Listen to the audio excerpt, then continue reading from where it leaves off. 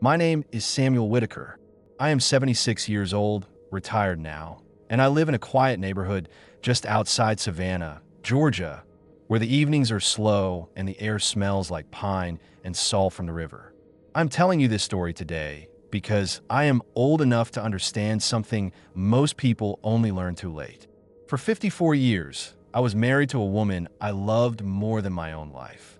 If you're listening to this story, please hit the like button and subscribe to the channel. Tell me in the comments where you're listening from. For 54 years, my wife never once let me see her body in the light. Not on our wedding night. Not after the birth of our children. Not when we were young. Not when we were old. Always in the dark. Always with the door locked. Always covered. Even from the man she slept beside for more than half a century. And for most of my life, I believed it was simply modesty. Shyness. A woman raised to believe her body was something to hide. I respected it. I never pushed. I never forced. That is what love meant to me back then, patience. But I was wrong, because what my wife was hiding was not vanity. It was not age. It was not insecurity. It was a truth so painful that she carried it alone from childhood into old age. And when I finally discovered it, near the end of her life, I realized something that changed me forever. True love does not fade when the light comes on. It grows stronger. If you're watching this right now, wherever you are in the world, and you have ever hidden a part of yourself out of fear that love might leave if it truly saw you, stay with me. And before I go on, let me ask you something small, just for a moment. I met my wife Eleanor when she was 19, and I was 26. Back then, I worked as a sound technician at a local radio station. It was not glamorous, but paid the bills. I earned about $45,000 a year, which felt like a fortune to a young man in those days. I thought I had my whole life figured out. I saw Eleanor for the first time at a church fundraiser. She was standing near the refreshment table, holding a paper cup with both hands, like she was afraid it might fall if she let go.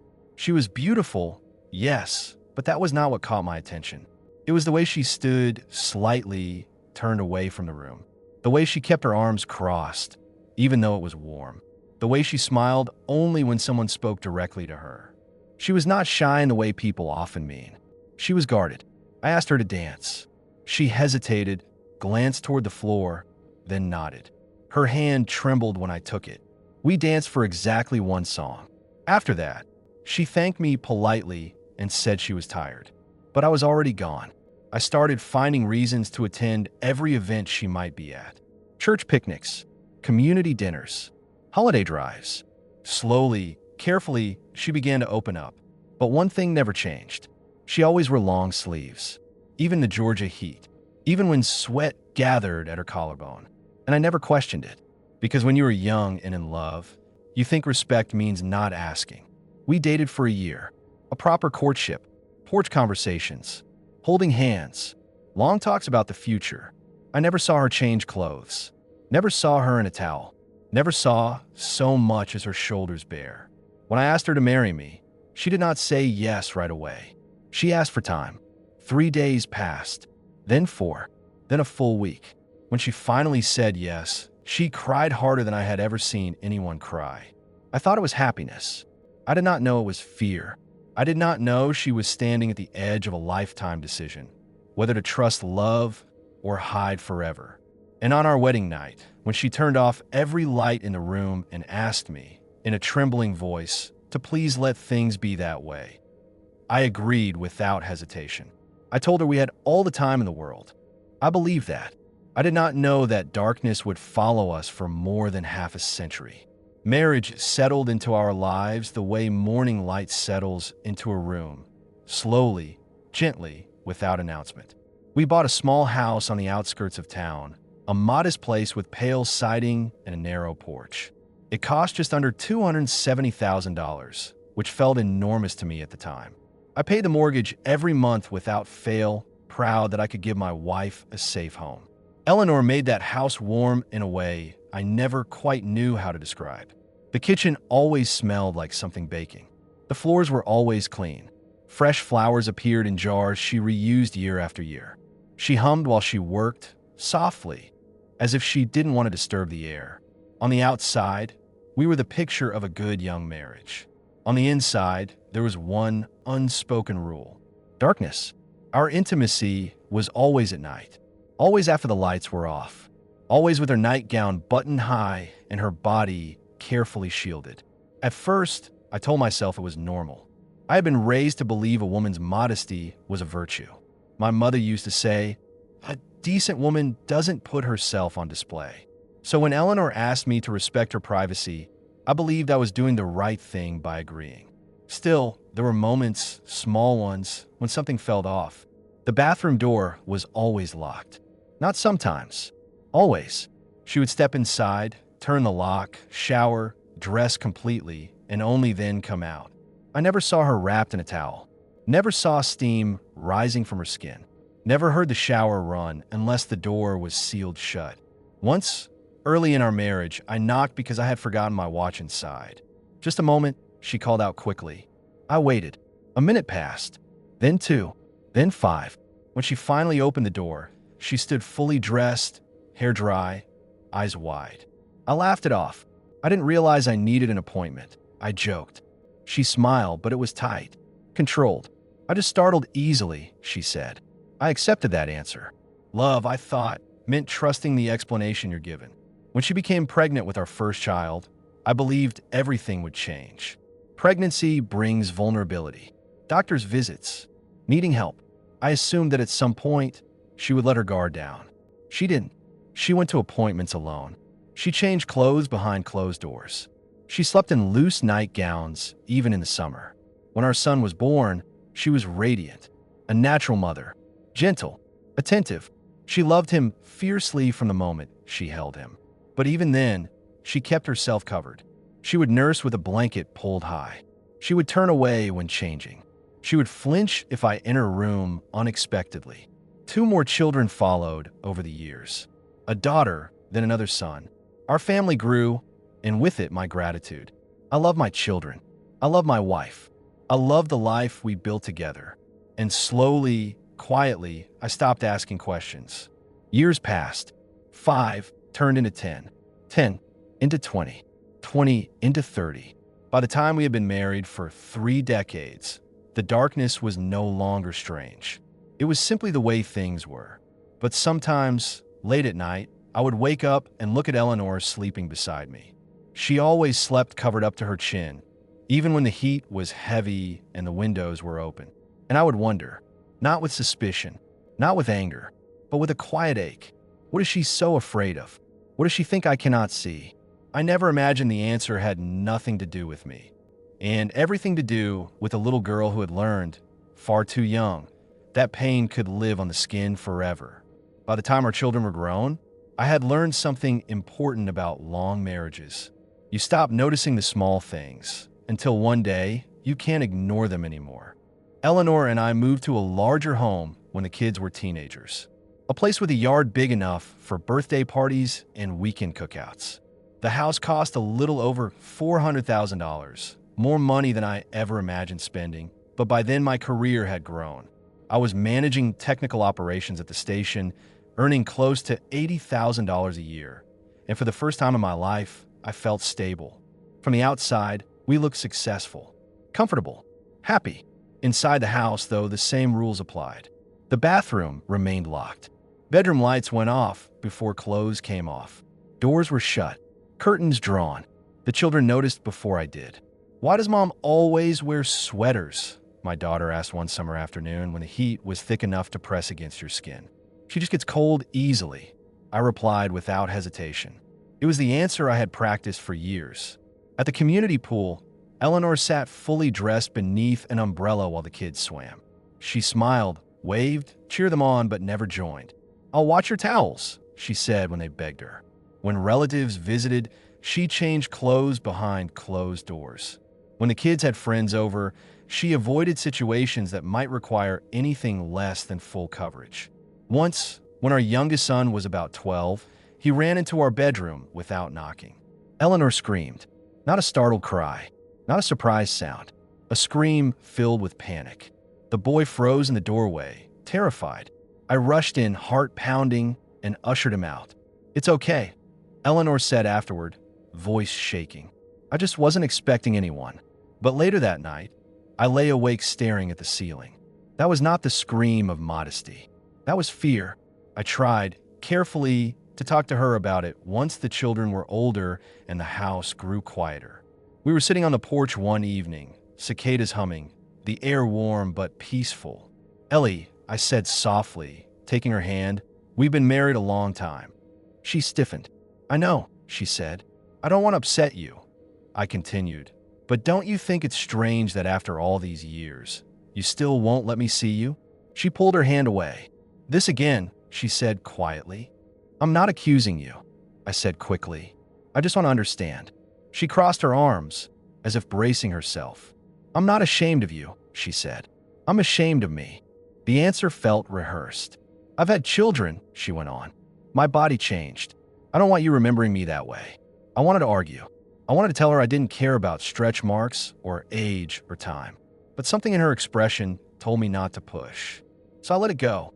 Again, years layered themselves on top of years. We became grandparents. 4 of them. Loud, joyful children who filled the house with laughter on weekends.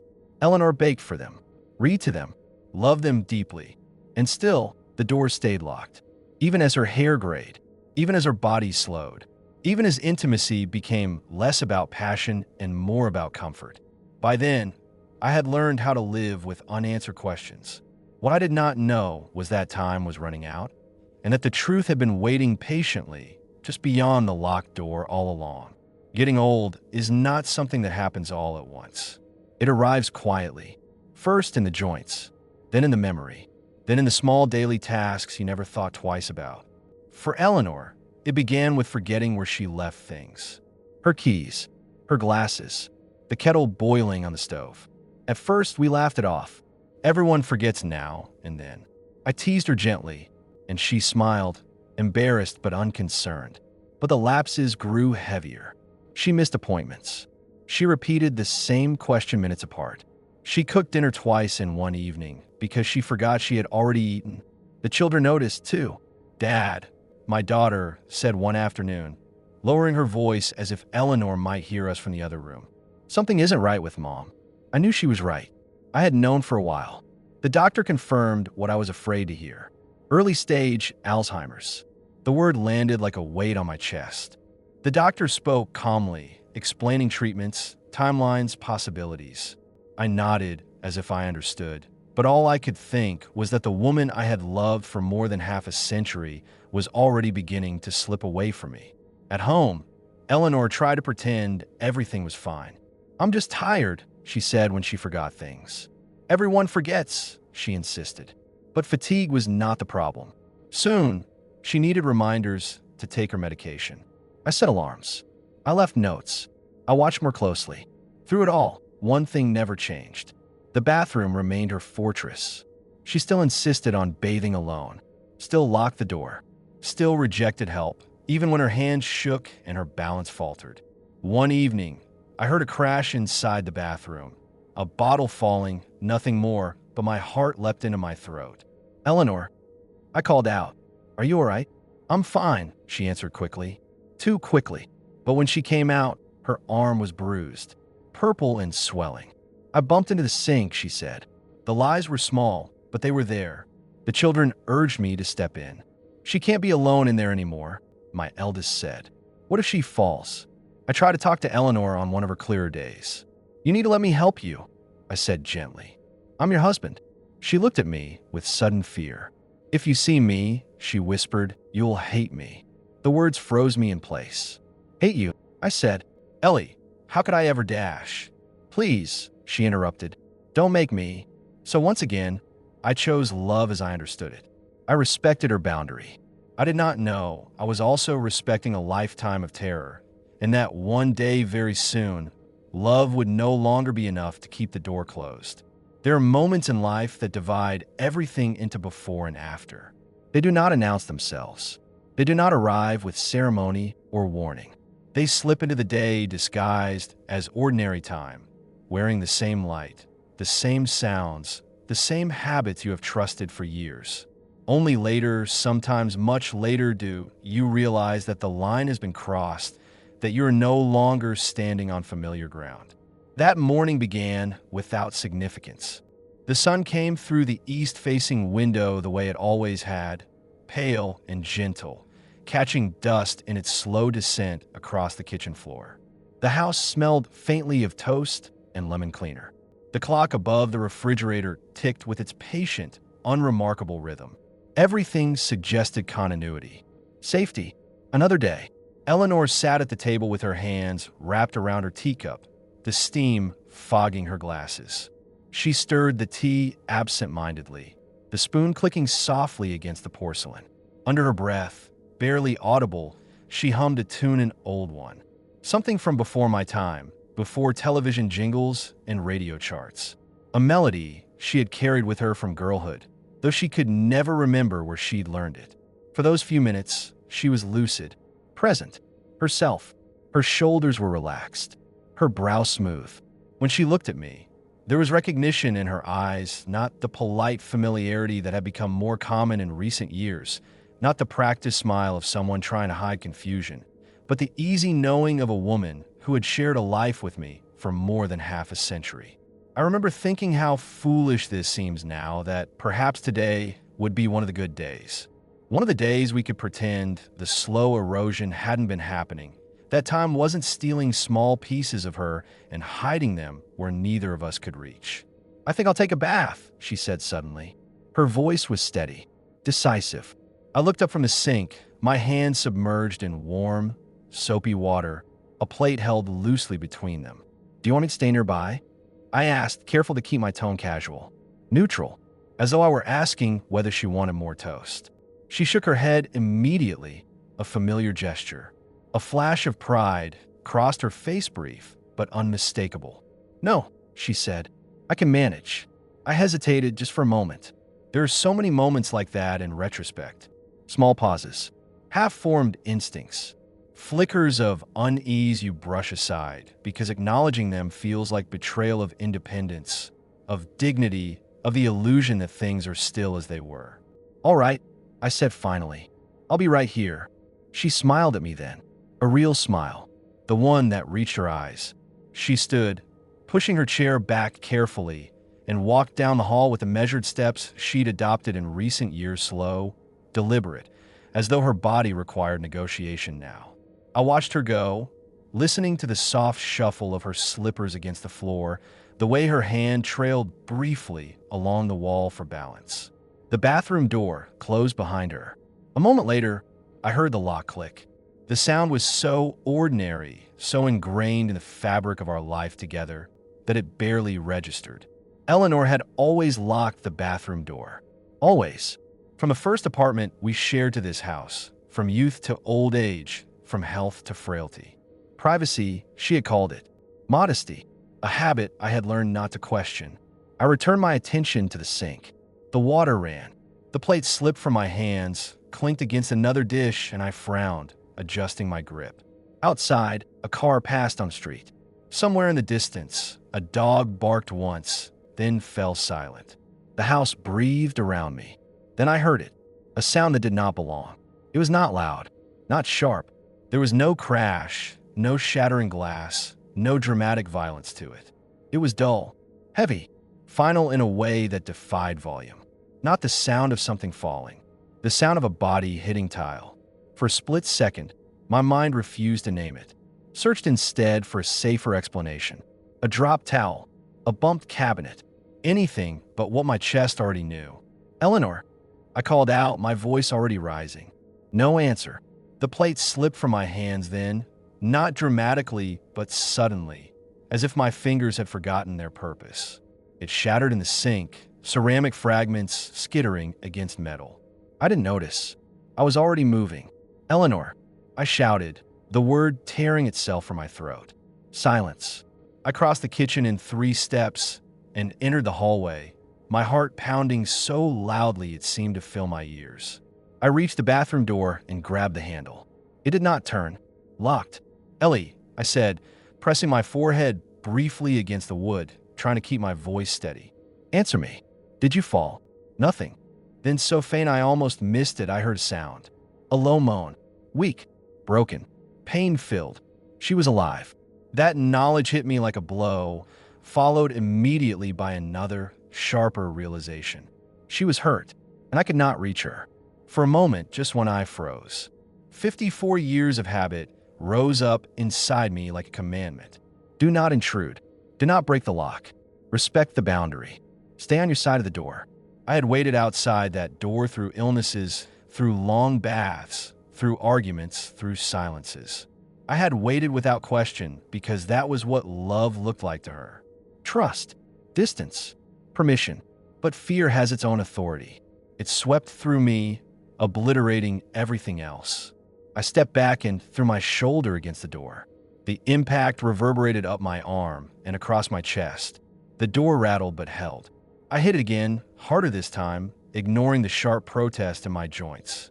The frame cracked, a splinter popping free. One more time gathering everything my aging body could give, every ounce of urgency and terror and love, and the lock finally gave way with a splintering snap. The door burst open. The smell of soap and steam rushed out to meet me. And then I saw her. Eleanor lay on the bathroom floor, naked, curled on her side like a child seeking warmth. One arm was tucked beneath her, the other stretched out awkwardly, her fingers curled against the tile. Her hair, damp and silver, clung to her face. The bathwater had not yet been drawn. The tub stood empty behind her, accusingly untouched. For the first time in more than 5 decades, I was seeing my wife's body in full light. But I did not see age. I did not see nudity. I saw scars. Her back was covered completely in deep, twisted burn scars. Thick ridges of skin, discolored and uneven, stretching from her shoulders down to her waist. The texture was wrong. The pattern unmistakable. Skin that had been changed violently, permanently. Marks so severe, so deliberate, that my mind struggled to make sense of them. The air left my lungs in a rush. "My God," I whispered. She stirred at the sound of my voice and turned her head slightly. Her eyes fluttered open, unfocused at first. Then recognition struck. When she realized I was standing there, when she understood that I could see her, something inside her collapsed. "No," she cried weakly. "Please don't look. Please." Her voice was thin, ragged, scraped raw by panic. She tried to roll away, to shield herself, but her body refused to cooperate. Pain anchored her to the floor. Her breath hitched. Tears spilled unchecked. I dropped to my knees beside her. "Ellie, you fell," I said, forcing calm into my voice, anchoring myself in practicality. "You're hurt. I need to help you." She shook her head, sobbing, her hands coming up to cover her face, as if that could undo what had already happened. "I didn't want you to see," she kept saying. "I didn't want you to see." The words cut deeper than the sight itself. I reached for a towel, my hands trembling now, and gently draped it over her back, over the scars, over the decades of secrecy they represented. "There," I said softly. "You're covered. I've got you." She stopped fighting then. The resistance drained out of her as though it had been the only thing holding her together. Her body sagged. Her breathing slowed, though it remained shallow and uneven. I slid one arm beneath her shoulders and the other under her knees, lifting her with excruciating care. She weighed less than she should have, less than she used to. She leaned into me instinctively, her forehead pressing against my chest, her body trembling as though from cold. Each step to the bedroom felt monumental. I moved slowly, deliberately, narrating every motion aloud. Words meant as much for myself as for her. "I've got you. Just a few more steps. You're safe." I laid her down gently on the bed and covered her with another towel, then a blanket. Her eyes were closed now, her face pale, her mouth drawn tight as if holding back something unspeakable. I sat beside her, my heart racing, my thoughts spiraling. Those scars, those terrible, unmistakable scars, they were not accidents. They were not illness. They were violence.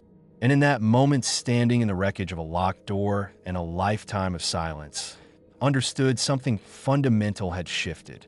The woman I had loved all my life had been carrying a truth heavier than modesty, heavier than privacy, heavier than shame.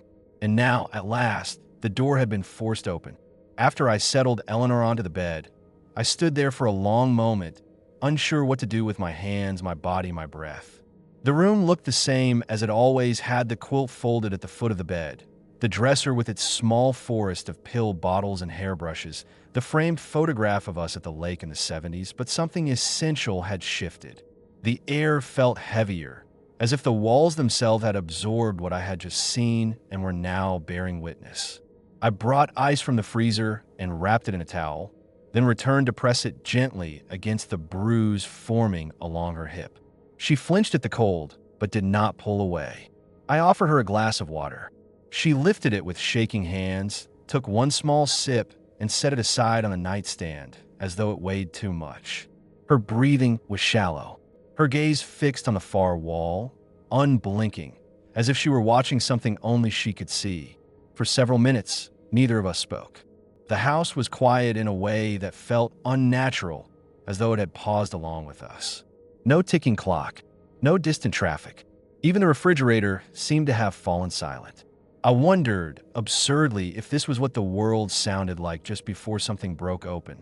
I sat down beside her on the edge of the bed, careful not to jostle her. The mattress dipped slightly under my weight. She did not turn toward me.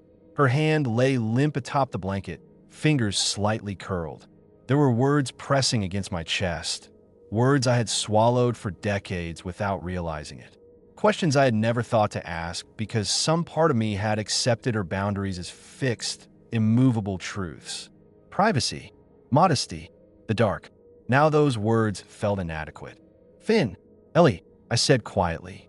She stiffened at the sound of her name. I need to understand, I continued, my voice barely above a whisper. I don't know how else to say it. I need to understand. Her lips trembled. She shook her head slowly, the smallest possible movement. Please, she whispered, don't ask me. The plea in her voice was not the voice of my wife of 54 years. It was thinner, younger. It carried an old terror, one that had been rehearsed too many times to mistake. I reached for her hand. It felt smaller than I remembered, fragile, the skin thin and papery beneath my fingers. I closed my hand around hers, grounding myself in the simple fact of her presence. I'm not angry, I said. I'm not disgusted. I'm not going anywhere. I'm just worried about you. Those scars, someone hurt you. The words hung between us, heavy and irrevocable. Tears slid from the corners of her eyes, slow and silent, soaking into her hair. She did not wipe them away. It was as if she no longer had the strength to perform even that small act of concealment. I was 7, she said at last. The words were almost inaudible, yet they struck me with a force that made my chest ache. 7, a number so small it seemed impossible to attach it to the images searing themselves into my mind. I was only 7. She drew a shaky breath, then another. I could feel her hand trembling in mine. I grew up in a little town, she said, her voice flat now, distant, as though she were reading from a page she'd memorized long ago. Not far from the Delta. There wasn't much there. A church, a school, a few stores. Everybody knew everybody else's business. She stared at the wall as she spoke, her eyes unfocused. My father died when I was 5, she continued. Pneumonia. That's what they said. One winter he was coughing, and by spring he was gone. My mother, she did her best. She worked when she could, took in laundry, cleaned houses, but it was never enough. I squeezed her hand gently, encouraging her without interrupting. Then he came along, she said, a man who said he could help. He brought groceries, fixed things around the house, told my mother she didn't have to struggle alone. Her mouth twisted into something like a smile, but there was no humor in it. He drank, Eleanor said, every day, sometimes all day. When he drank, he became someone else. She described learning the geography of fear, the way the sound of boots on the porch could tighten her stomach, the smell of alcohol on his breath, the way his moods shifted without warning, how kindness could turn to rage in the space of a sentence. I learned how to be quiet, she said, how to make myself small, how to disappear into corners. Other children learned games. I learned how to watch faces, how to know when it was safe to breathe. She paused, swallowing hard. Most days I managed. I stayed out of his way. I did what I was told. I thought that if I was good enough, invisible enough, he'd leave me alone. Her grip on my hand tightened suddenly, painfully. But that day, she said, my mother went to wash clothes. She left me at home with my schoolwork. He came back early. I could feel my heart pounding now, loud in my ears. He was already angry. Eleanor went on. I don't know why. I never knew why. He told me to make food. Her voice wavered. I was 7, she repeated, as if reminding herself as much as me.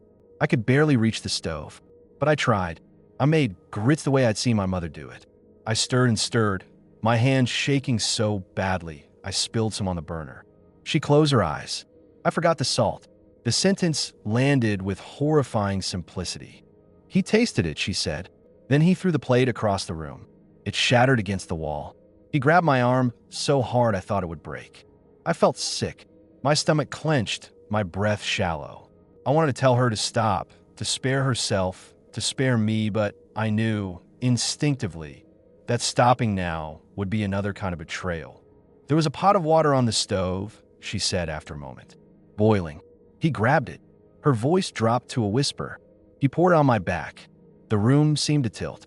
I don't remember screaming, Eleanor continued. I remember the smell, like meat. And then I remember nothing. She lay very still after that, as if the memory had drained what little strength she had left. I was crying openly now. The tears came without warning, without restraint. I did not wipe them away. It seemed obscene to pretend composure in the face of what she was telling me. She spoke again, her voice faint. I woke up in the hospital. My back was wrapped in bandages. Everything hurt, even breathing. They kept giving me medicine that made the world blurry. She described months of recovery, of bandages being peeled away and replaced, of doctors speaking in hushed tones just outside her hearing, of nurses who were kind but rushed, their pity barely concealed. They said the scars would never go away, she whispered. Her mother never reported him. Fear, shame, and necessity formed an unbreakable cage. The man disappeared, eventually left town, vanished into another life, but the damage remained, etched into her skin and her understanding of herself. At school, Eleanor said, the children noticed. They always notice. I tried to hide, but they saw. They asked questions. They laughed.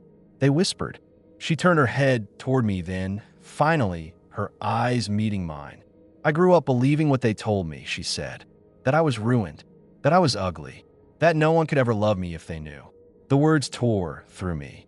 So when I met you, she continued, her voice breaking, I was terrified. You were kind. You were good.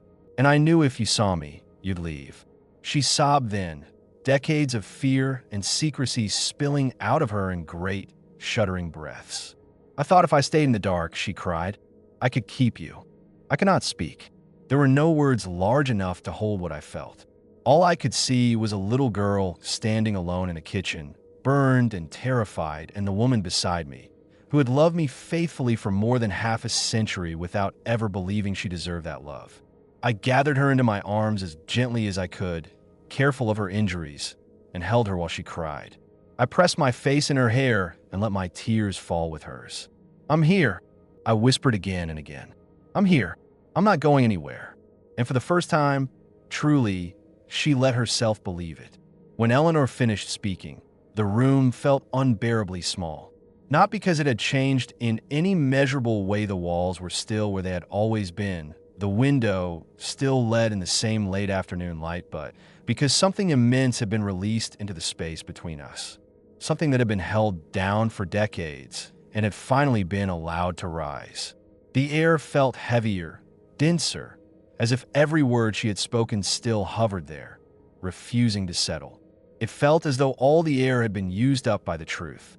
She lay there very still, her body angled slightly toward me, but not quite facing me. Her hands were folded tightly over her abdomen, fingers intertwined with a pressure that spoke of effort, as if she were holding herself together through sheer will. She was waiting, not just for my words, but for my judgment. I could see it in the way her shoulders were held too high, drawn inward instead of resting against the bed. In the shallow rise and fall of her chest, each breath careful, measured, as though she were afraid to take too much in or let too much out. Her eyes were fixed on my face, searching, scanning, bracing for impact. I recognized that look.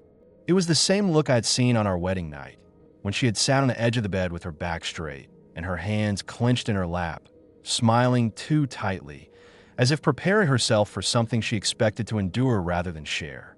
The same look I had seen every time she closed a bathroom door behind her. Every time she flinched without knowing she had done so. Every time she turned her body just slightly away from mine in the dark. Fear, layered with hope but weighted heavily toward fear. I realized then that this moment was not just about scars. It wasn't even about the things her skin bore witness to. It was about permission. Permission to be loved fully, or confirmation that she never would be.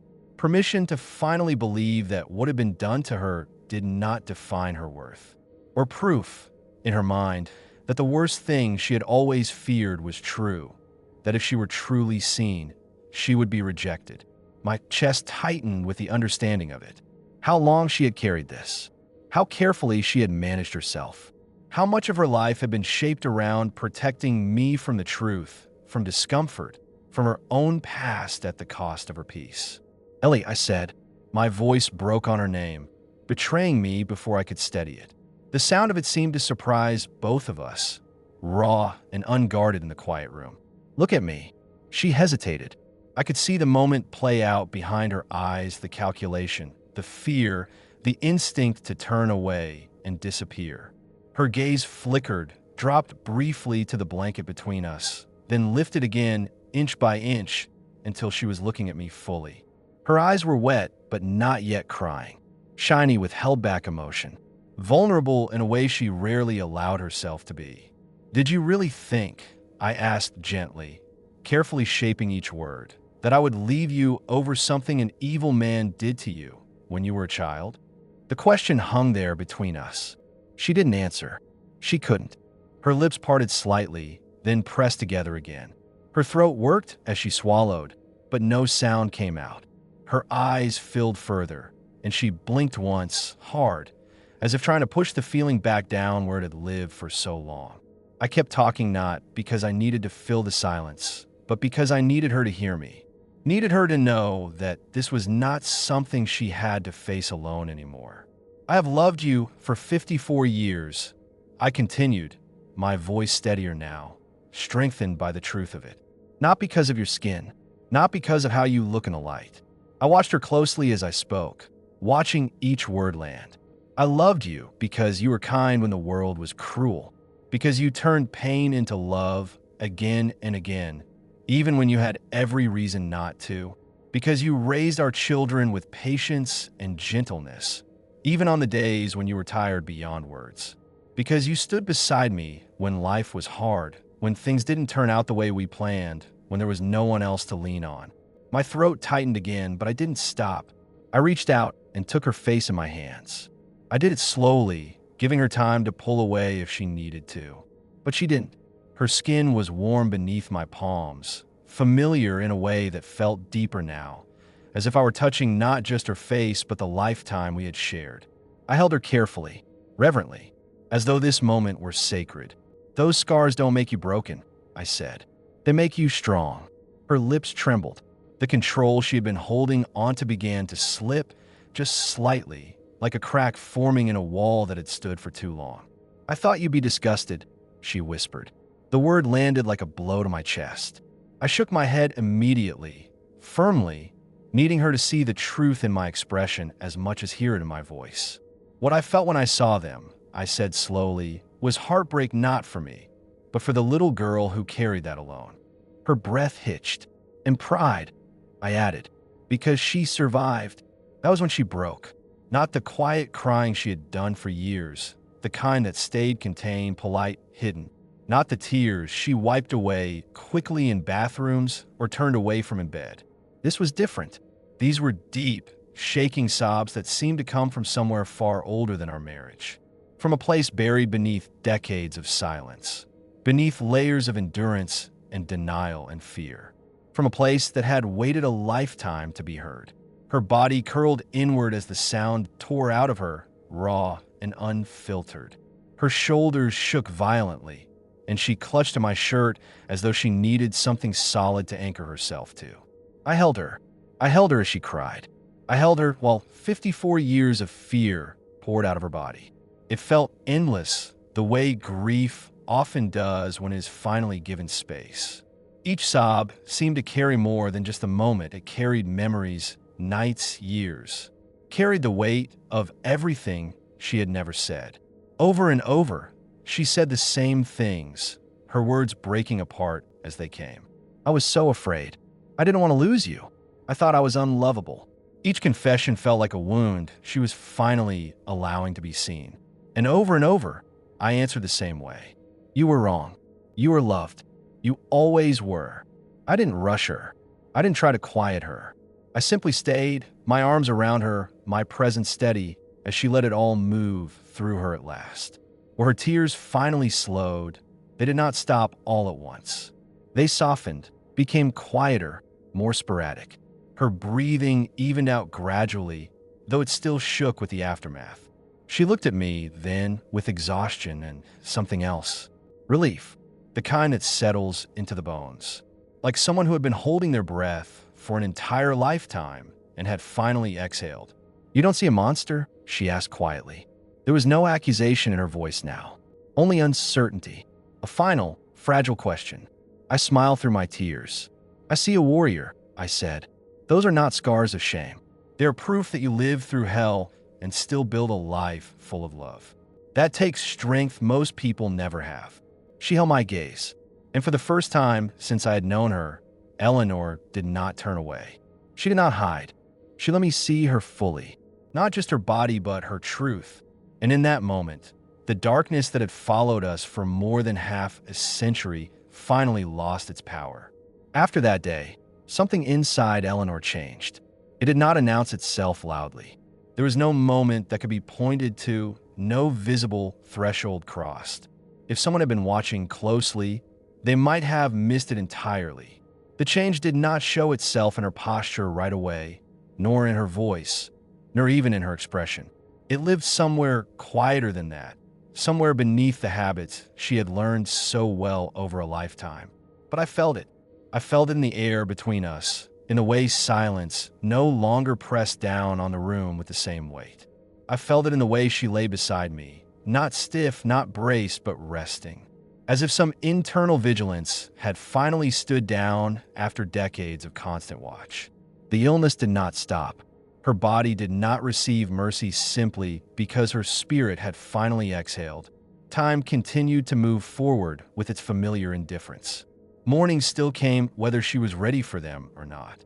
The small indignities of aging still accumulated slower steps, weaker hands, moments of confusion that came and went like fog rolling in off the water. But the weight she had carried for most of her life loosened its grip. It did not vanish entirely. Trauma that old does not disappear like a switched-off light, but no longer governed her. It no longer dictated her movements, her silences, her reflexes. It no longer stood between us like a third presence in the room. In the days that followed her fall, she was quieter, not withdrawn, not distant, calmer.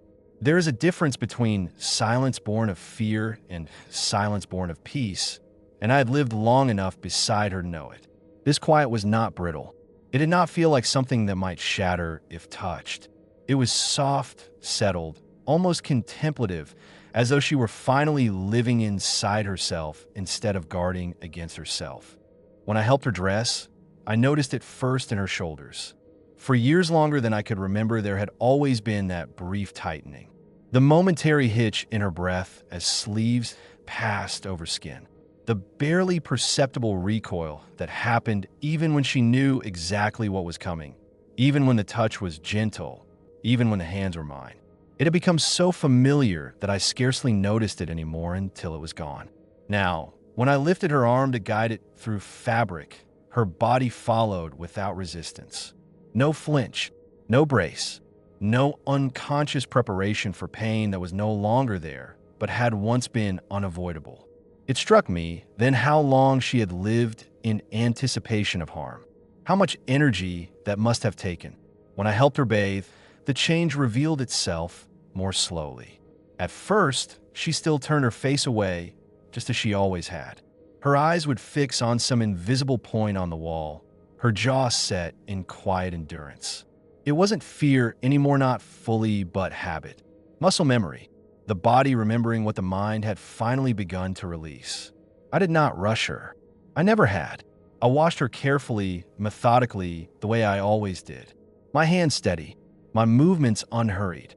I spoke to her softly, narrating nothing in particular, just keeping my voice present, so she would know she was not alone in the silence. Over time, days, not hours, her body responded. The tension drained gradually, like water seeping out of a wound that had finally been opened and allowed to heal. Her breathing evened, her shoulders lowered.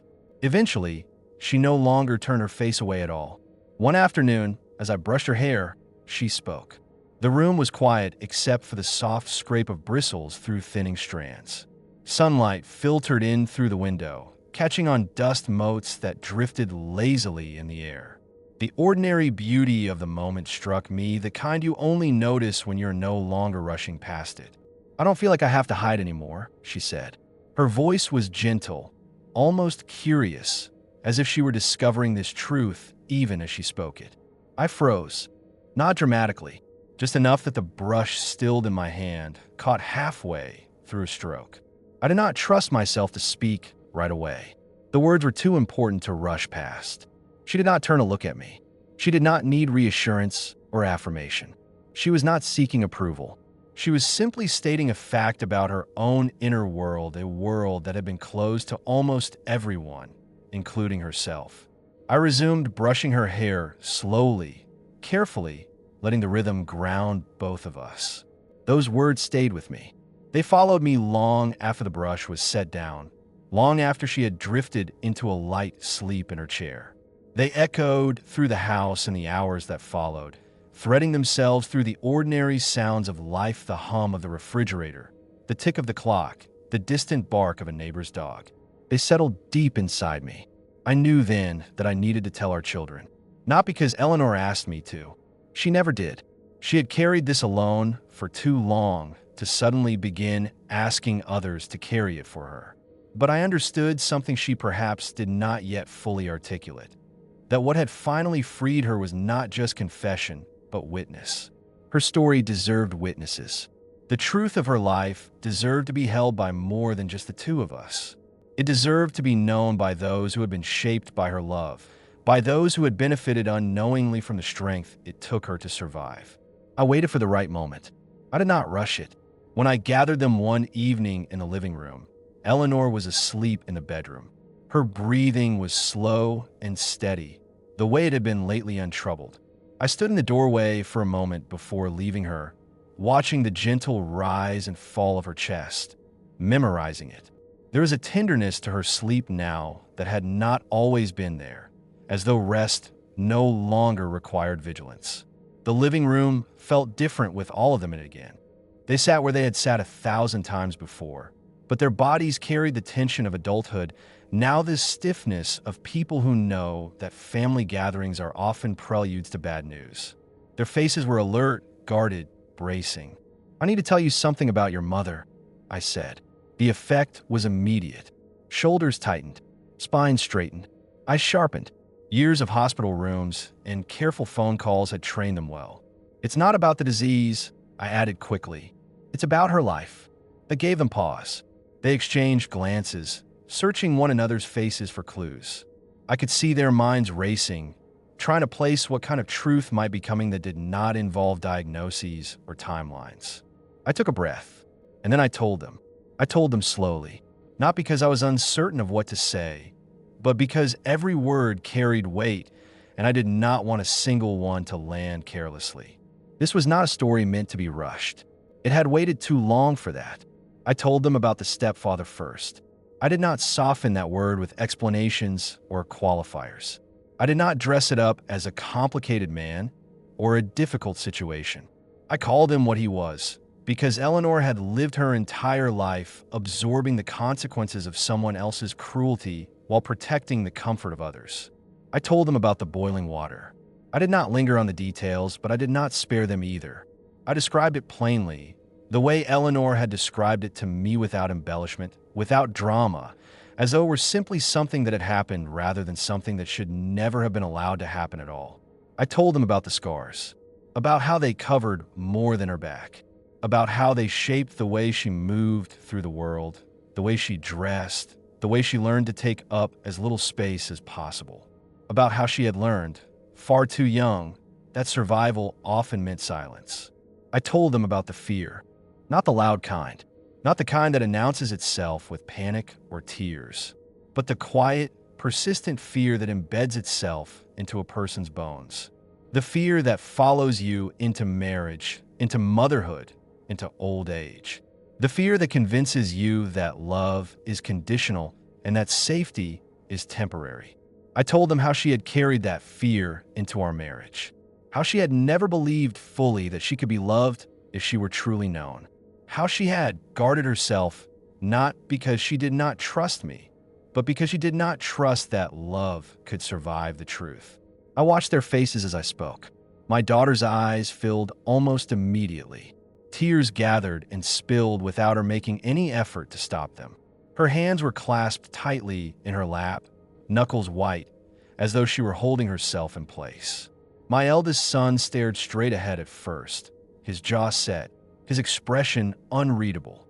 I could see something working inside him: anger, grief, disbelief colliding too fast for him to sort through. The youngest barely moved at all. He sat with his head bowed, eyes fixed on the floor, shoulders rigid. His stillness was its own kind of response. Some people react outwardly. Others retreat inward, needing quiet to process the immensity of what they are hearing. No one interrupted me. No one asked questions.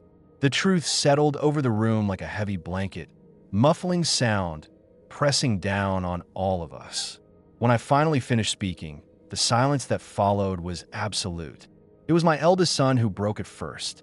He stood abruptly, the movement sharp against the stillness, and without a word, he walked out of the room. The door closed behind him with a soft click, not a slam, not a display of anger, but something restrained and barely controlled. I let him go. Some realizations need air. My daughter covered her mouth with both hands, as though trying to hold something inside that was threatening to spill out. Her shoulders shook, and when she finally spoke, her voice was barely audible. How could she carry that alone? The question was not directed at me. It was directed at the universe. Because she was afraid you'd see her differently, I said. She wanted to be just your mother. Nothing more. Nothing sad. The words felt insufficient even as I spoke them, but they were the truth. Eleanor had wanted her children to be free of her pain, even if it meant she remained imprisoned by it. They asked to see her, not tentatively, not hesitantly, with the urgency of people who suddenly understood that there was a part of their mother they had never known and might not have much time left to truly see. When we went into the bedroom, Eleanor was awake. Her eyes were open, but unfocused, her expression soft with the mild confusion that had become more frequent now. The illness blurred the edges of her awareness, sometimes leaving her drifting just slightly out of reach. But when her children entered the room, something in her shifted. Recognition flickered there. Not sharp, not complete, but enough. She smiled. It was the same smile she had given them their entire lives, gentle, warm, unmistakably hers. They gathered around her bed, careful not to crowd her, each one reaching out in their own way. When they hugged her, she sighed, a small sound of contentment, and her hand lifted weakly as though to return the embrace. With her permission, I lifted the fabric from her back. I did it slowly, deliberately, giving her time to change her mind, giving all of us time to prepare. She did not protest. She did not turn away. She stayed. They saw everything. The scars were not shocking in the way people often expect trauma to look. They were not grotesque. They were not dramatic. They were simply there, etched into her skin like a map of something she had traveled and survived. The room fell silent again. This silence was different from the one before. It was reverent. One by one, they knelt beside her. My daughter leaned forward first. Her tears fell freely now, unchecked. She pressed a gentle kiss between the scars, her lips lingering there, as if reclaiming that space with love. My sons placed their hands on Eleanor's shoulders. Their touch was steady, protective. "You're not broken," my daughter said, her voice thick with tears. "You're the strongest woman we know." Eleanor cried, but she smiled. The tears were not frantic. They did not come from fear or shame. They came from release, from the profound, disorienting experience of being seen and still loved. From that day on, something remarkable happened. Even as her memory faded, even as names slipped away and days blurred together, her fear never returned. She forgot many things. She forgot conversations we had only minutes earlier. She forgot what day it was. Sometimes she forgot where she was. But she never forgot that she was loved. There are losses that arrive gently, almost imperceptibly, until one day you realize how much has already slipped away. That was how her memory left her. Not all at once, not dramatically. It loosened its hold piece by piece, like leaves falling from a tree long after the season has turned. At first, it was small things, misplaced objects, repeated questions, moments of confusion that passed quickly enough to be dismissed. Then it widened, stretching into the hours, the days. But through it all, the fear never returned. That absence was unmistakable. Fear had once been her constant companion. It had shaped her reflexes, governed her silences, dictated the careful way she moved through the world. It had lived in her body longer than it ever should have, and for most of her life, she had believed it was permanent. Now it was gone. In its place was something quieter. Trust. Sometimes she would look at me with uncertainty clouding her expression, her eyes searching my face as though trying to orient herself. The illness would pull her away from the present, leaving her hovering just beyond recognition. In those moments, she did not ask where she was. She did not ask what was happening to her. She asked only one thing. "You love me, don't you?" The first time she asked it, my heart broke anew, not with grief, but with understanding. Even as her memory unraveled, the question that mattered most to her was not about safety or control or certainty. It was about love. I answered her the same way every time. More than anything, I did not vary the words. I did not soften them or dress them up. I wanted the answer to be familiar, a fixed point she could return to even when everything else shifted. And each time I said it, something in her settled. Her shoulders would relax. Her breathing would ease. Sometimes she would nod, as though confirming something she already knew but needed to hear again. As the weeks passed, she began to drift more often. There were mornings when she would wake and not know what day it was or how long she had been asleep. Afternoons when she would lose track of time entirely, slipping in and out of awareness like someone moving between rooms. But her fear did not follow her there. She did not flinch anymore. She did not brace herself for touch. She did not retreat inward when voices filled the room. Instead, she received the world as it came to her, gently, openly, without the armor she had worn for so long. Near the end, her voice grew quieter. Speaking took more effort now, and she chose her words carefully, as though aware that there were fewer of them left to spend. When she did speak, it was often with surprising clarity, moments of insight breaking through the haze like sunlight through clouds. One evening, as I held her hand, she turned her head toward me. Her grip was weak but deliberate. "I spent so long believing the wrong person," she said. The words were slow, measured, each one placed with intention. "I believed the man who hurt me instead of the man who loved me." I felt the weight of that realization settle between us. Not with bitterness, not with regret, but with acceptance. I squeezed her hand gently, anchoring her to the present, to us. "You won," I told her. I wanted her to hear it clearly. I wanted the truth to land where it belonged. She won because she survived.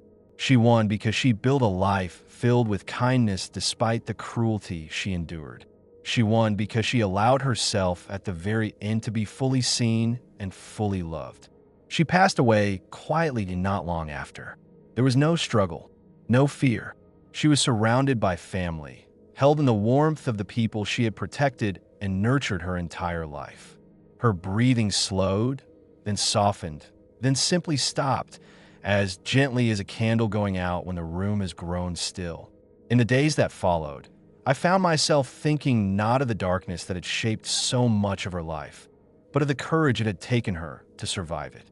I thought of the strength it had required to carry that pain in silence, and of the love it had taken for both of us to finally step into the light.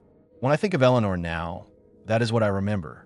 Not the scars, not the fear, but the woman who endured and the peace she claimed at last. Today, when I sit alone on the porch in the evenings, I think about how close I came to misunderstanding my own life. For more than half a century, I thought love meant respecting the darkness. I was wrong. Love means staying when the light finally comes on. Scars are not proof of weakness. They are proof of survival.